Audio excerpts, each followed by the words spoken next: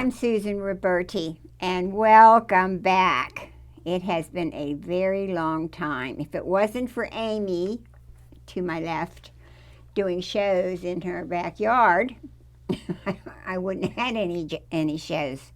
I'm looking now for some shows. I want to do a farm and just sweet things like usual.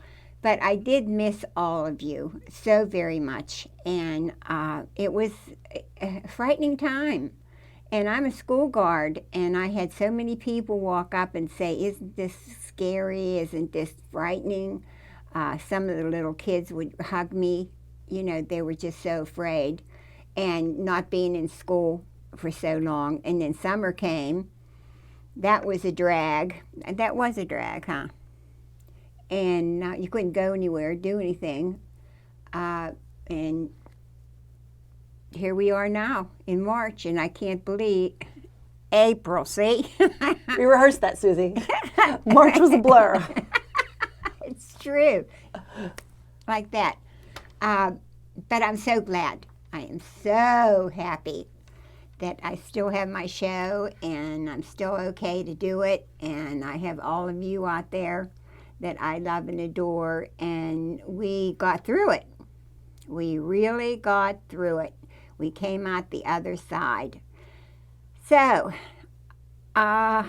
it's funny, Susie, that you mentioned that it is March, because March we were locked down again. March, almost everything was closed down again. Yeah. It was like deja vu from last freaking year. Right. That's right. So now it's April. It's a new day. It's a new month. Things are reopening. People are getting vaccinated. The sun is shining. There is hope on the horizon. There really is. That's what we needed, some hope. You just sat at home, and, you know, I'm older, so it was okay. But I'd write the list, go in the store, and then, you know, pick the stuff up and hurry up and get home and wash your hands and be careful. But it was very frightening. I said I had to live 74 years. To have something like that happen. Difficult days. They were trying times, and I know that they're just kind of like catchphrases that people use, but it's the honest to goodness truth. There were some really difficult days. There were some really trying times, financially, mentally, physically, for everybody. Yeah. I mean, the hospitals, you know, the doctor's offices being closed, people not able to get, you know, care. Yeah. There, you know, mentally people being cooped up, either with people they didn't want to be or away from people that they wanted to be. That was extremely difficult. Well, we made it, and we can, we can all pat our backs and come out and scream and holler and say we made it. We're not all the way there yet, but we have hope, and there's hope. It was hopeless. And I'm older, so I just sat at home and crocheted and watched TV and whatever. But it's hard for young ladies like Amy, because she's a mother and she has to keep everybody happy, and, you know, oh, God. I call it too much togetherness. It's just too much togetherness time. We need to just venture off to do our own little things now. I mean, truly. It's true. It's true. I love them to death, but sometimes I wanted to love them to death. You know what I mean? People need to start getting back to school. People need to get back to work and just start living your own lives. And then come together at dinner time, talk about our days, getting back to what is now the new normal. And I missed getting up and going to my stop, and then in the afternoon, you know, going to my stop. Because when they came and said, we'll call you, you know, when you're going to come out, and they never called. Well, Susie, you and I are guilty of what everybody's guilty of. We have our good days at work, and we have our bad days at work, and I missed it. Yeah. I missed the interaction. I missed the socialization. I missed the people. You know what I mean? The people who uplift you each and every day. Maybe they say, "Oh, what a cute top you have on," or just talking about the weather. You know, it was so Yeah. gray and dismal and cold and horrible. There was nothing happy to talk about. Yeah, it was a really nasty gray winter too. Yeah, yeah. Even last Woo. month, you know, when they started, you know, closing down the Yeah. schools and closing things Yeah. down again, it was quite chilly to go out. And when I was a kid, I've told you this 1,000 times. There was measles, mumps, chickenpox, polio. When my mother sent all 4 of us to school to get chickenpox, to get measles, to get the mumps. And when that was done and over, this, you know, schools were empty, and then you went back. This was really frightening. That you know, the most people couldn't handle this disease, and it really, and for being old, and I am 74 old, I just, please God, don't let that happen. You know, that was the But I would say 99.9% of the time you stayed in. yeah, You did not go anywhere. Right. You were extremely safe. yes, I had to be. I really did, because I thought, oh, they're going to call me to go back, which they did call me to go back to be a school guard. And it was, oh, I was so excited that morning when I got my uniform on and go. Then I went 2 days, and then they shut them down. I think jobs give us a purpose. They give us a reason to get up. To be needed. They give us a reason to do our hair, a reason to put on something other than a t-shirt and sweats. Yeah, you have it to just gives you a reason to care. It's You know the what I mean? truth. It's needed. And I've talked about that I don't know how many times, that you've got to be needed. But anyways, I'm going to welcome spring in, and I've been sitting on my side porch watching all the birds. And I'm telling you, we in Bethel Park have some beautiful birds. And I mean, I've watched many times down in my backyard or front yard, but since I can't go anywhere, I've really gotten into watching birds. And we have just about every kind that's imaginable. And at my stop, there's really, really tall trees, and there's a hawk that comes every day, usually about 3:15, 3:20, and he comes sailing in, gets up on top of that tree up there and just sits. And he's so big you can see him. And this is across 2 roads. And he looks around. And now I've learned that they have a pattern, Oh. a time that they do this and a time, because I've watched them. Huh. Yeah. Shocked me, shocked me, shocked me. And I knew when he came in the 3rd time that he was going to go round and come back and then go whoo up on that limb. And it's always the same time. And they're amazing. And he just looks all around. I guess he hopes he can find a mouse or a bunny or something. I don't know. But the red birds this year are absolutely exquisite. And I think most of you at home remember John, the bird man. And the one time I said to him, I said, what's the craziest bird that you know? He said, a red bird, cardinal. And I said, why? And I've told this story before. And I said, why? And he says, well, he said, the male has to build the nest. And then he goes and sits up the tree and sings and says, I have a nest, I have a nest. And then a girl will come and look down and then go into the nest. If she doesn't like it, she just tears it all up. Really?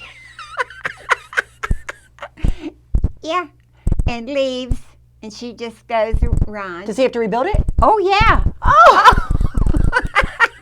You better believe it, baby. And I loved that man, and it broke my heart when he went to heaven. It really did. But when he told me that, he said, yeah, he said, the little witch sits up above, looks down, comes down, walks around, and just tears it all up and leaves. Funny. And I thought, oh, my God. And the blue jays, oh, this year, I don't know, it's because I'm paying attention to them, but they are big. They're a big bird. And they go into, well, all birds do, but they especially, and hawks go and steal the little baby birds and the eggs in the springtime out of the nests, and eat them. And I don't like them. I really don't. But what are you going to do, you know? And I have, they're American. Finches? Yeah. Mhm. Yeah. They're the bright yellow ones. Yeah. But people, I did not know up until about 8 years ago that they go brown in the fall. What is this madness? They literally change colors with the seasons? The male. Huh. And I did not know this, really. And John, we were talking one day, and I said about the yellow birds leaving, you know, to go south or that. And he gave me the queerest look. And he said, they don't go anywhere. He said, they just get brown. Wow. And he said, then when springtime comes, he says, then you know it is genuinely spring when they go whipping by and they're yellow again. And he said, there's no need for them to be that color. Right, And right. in the white snow, they'd be a target. So he said that's why they just fit in with all the other birds. They're amazing. I have been having the best time ever watching them. And then I have little birdhouses on the side of the house, and I have a little girl chickadee, and they're funny. They are so bossy, and the colors are just precious. But if I go outside and sit on the porch, I get told about it. So, They swoop on you? she just screams. And I told her the other day, I said, you and I are going to just have to have a talk, or that nest box is getting moved, you know. Oh, she just gets in your face. Oh, it was cute in the beginning. At first, right. It grew old real quick. Yeah. And then the magic time for birds for me this year was at my stop. And you know how the snow stays on the tree limbs coming out, and it's chilly and cold the beginning of March. And I was sitting there, and I looked over, and I have this dear little tree. It's just shaped so pretty, little maple. And I looked over, and I said, no, it can't be. And it was full of robins. Oh. And they were shaking like this, and snow, that's what caught my eye. And the snow was coming off the limbs. And it just was full of robins. They must have flown in, you know, and now they were resting in it. Oh, I sat there. The tears came down my face. I said, oh, my God. And that was another sign of hope for me. Yeah. You know, that nature just keeps on rolling. So Robins are some of my favorite because it signals Yeah. spring is here. Yeah, yeah. Like it is here. Really, for real. I had one in my hedges not long, about 3 years ago, and she just worked so hard on those babies, you know. They're just so big. And, you know, people don't think those birds sit on the nest, then the babies are born, and they feed them and prune them and take care of them with their beak. Mm-hmm.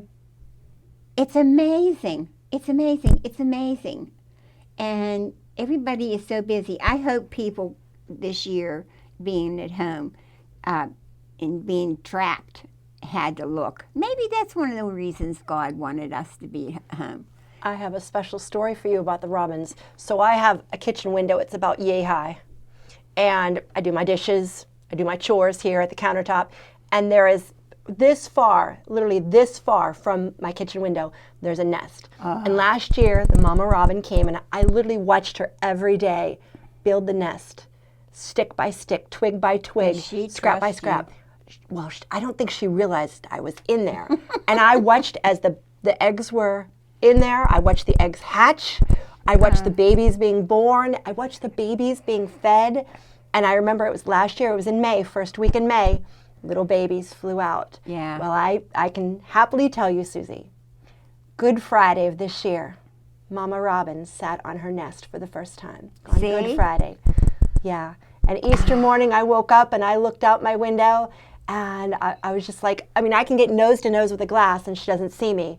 And I was just like so happy that She she knows came you're back. there. She trusts so you. happy that the cycle is continuing and I'll get to witness it once Yeah, again. yeah. But this morning I looked outside And I don't know if she was able to see me or not, but she turned completely around and stuck her tail feathers up and she That's- says, "Oh no, yeah, I need some don't private bo- time. I need some privacy here." Don't bother us. We had a big bee's nest came in, and I have these little skinny windows that are useless on each side of my door. And I come home one day and there was this little nest and it kept getting bigger and it really got big. Yeah, I called the bee people. They came and got them. They were deer bees, they were called. Now, did your bee people relocate them? Because there's actually people out there that you can call, Yeah, bee people. I call them and bee people. they take the bees and they relocate them. They don't kill them Nope. to someplace safe. Yeah, yeah. But what else was I going to talk about? Last year during the pandemic, we had the murder hornets. There was something for everyone, something to Oh, scare my everybody last God. year. Just thinking back in my head about what a difference a year makes. You know, I mean, we're free now. Now And with the more and cica- more people getting vaccinated, more and more people are feeling Now the freer to go out. cicada's coming. Yeah. They're not too bad in Bethel. We used to have, this was 18 years ago, we had a little camp and outside of Little Washington up on top of the mountain. And we drove up and oh my God, it was spring, you know, they opened a place that you could go in. Oh my God, they were everywhere. They were like Yeah. grease. They Yeah. were on the trees, they were on the Oh, yeah. tables, they were They said it's going to be a bad year this year, too. oh, God. And we got out of the car and they never stopped screaming. No, I no. mean, And they said that's going to start at the end of April, beginning of May this year. we just didn't go up. We'd go for a day, you know, but we had to stay inside because you could smell them. You know, there were so many. But then the next year when we went up, it was so beautiful because they aerate. That's what they aerate the ground, and that's one of the things. That's their purpose. Mhm. Yep, that's what they do, and we pulled up and everything was so green and beautiful. You know the grass, and I said, well, I guess that must be God's way of poking holes and getting air into things. But I found one in my garden last week. I guess he wasn't far enough down, and he was right there. I don't know if he was dead or hasn't come to life yet or what the deal was, but they're here. They're here. They're in Bethel Park. They're all over. And they do make a loud screeching sound, which is their song, their mating song, their happiness song. And what you're told to do, because it's incessant and nonstop during the days, is you're just supposed to either think of it as white noise or think of it like a lullaby. Like find a happy place in that. Otherwise, it's literally Would drive you screeching and crazy. screaming. yeah, well, I can't ever remember them being like that over at my house, but I remember that year up there. It was absolutely awful, and the tree looked like it was moving, and it was them. There was just a gazillion of them. It's interesting because today's youth witnessed a pandemic. Now they're going to have the cicadas. They had the comets. They have so many different things that they will actually be able to remember in their brains and tell their future generations. I hope they do. I remember the murder hornets at Yeah. the time of the pandemic when you had to wear a mask and no one was on the streets. Yeah. No, Grandpa, it's true. Oh yeah. Yeah, well, when I You remember the days when there was no one on the streets? Yeah, and when I told you about when I was a kid, that in school they'd say, "Okay, get under the desk," and we'd have to get under our desks. And this plane would go. I went to St. Valentine's, and this jet would go across, and then it'd break the sound barrier, and boom, and there were rockets and everywhere, you know, because Pittsburgh was the place if they were going to come and bomb. It would, because we had the steel mills, and that's why they would come. And nobody was nice to us. We just got told, you know, get under your desk. And Things were different back then, Suze. Back in the old days. back in them days. But we lived, we made it, and made us stronger, I think. It did, my generation. We had some real wallops back in my generation when we were kids, some really bad times. And polio was one of them. And they didn't even know how you got it back then when I was little. And parents had kids, and they just prayed to God, please, you know. And we had we had a little boy next door that got it, but that on Logan, that was about the only one. But it's interesting when you say that, you know, the parents all sent the kids together to parties or to homes to have chickenpox parties or just to get it done and over with. Can Yep. you imagine somebody having a party and saying, hey, let's have a pandemic party so everybody can get it? Yeah. Oh, those who die, die. Those who don't. Survival of the fittest. It's Yeah, but that's the way it was. 2020. If you live, you do. If you don't, too bad. Yeah, I but couldn't that's imagine. That's the way it was when I was a kid. And but the children got the diseases, and the parents had already had it, so they were immune. But oh God, it was wacky when I was a kid too. But this now, with not being missing school, we only missed a few days Right. of school, and then you went back covered with marks or whatever. But I feel so sorry for the kids, and the grandparents couldn't be with them. Right. Everybody had to stay away from everybody.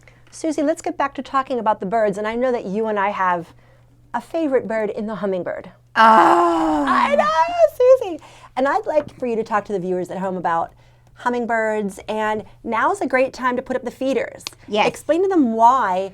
And I think that this is very informative. They're coming in, and the daddies come first.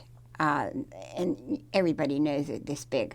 But the daddies come first, so get your feeders out now. Now in April. Yes, and because if they fed there last year, I don't know how they do it, but they come back Yeah. to that feeder. They know.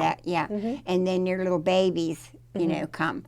But I like personally not to make it the syrup for them. I like to get the stuff that has electrolytes and Right. all kinds of stuff.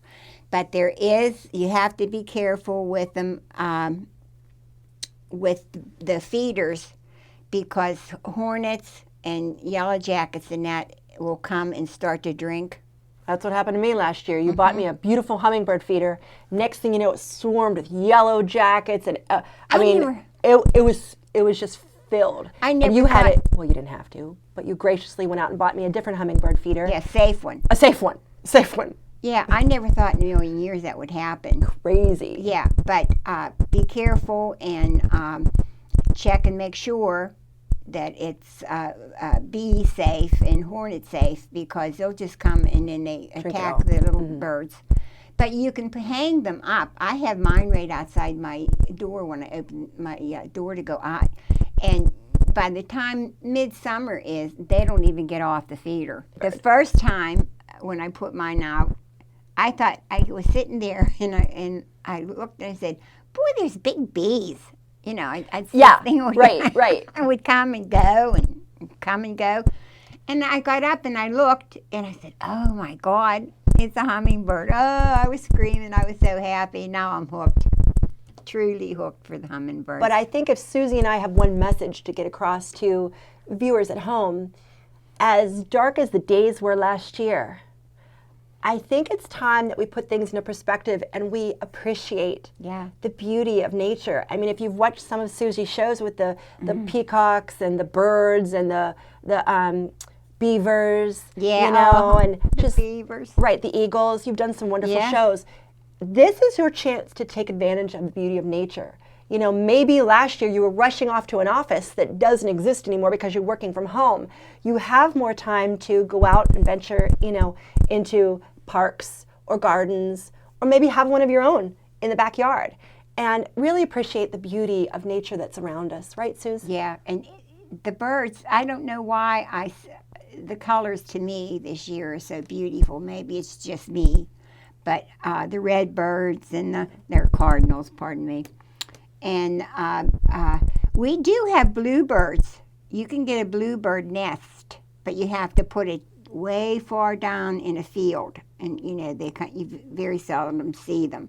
But they're getting very rare. I did a show with a lady that she has those in the field, and she monitors and takes care of them. And oh, they're dear little birds. They really are. And they're just as blue can be.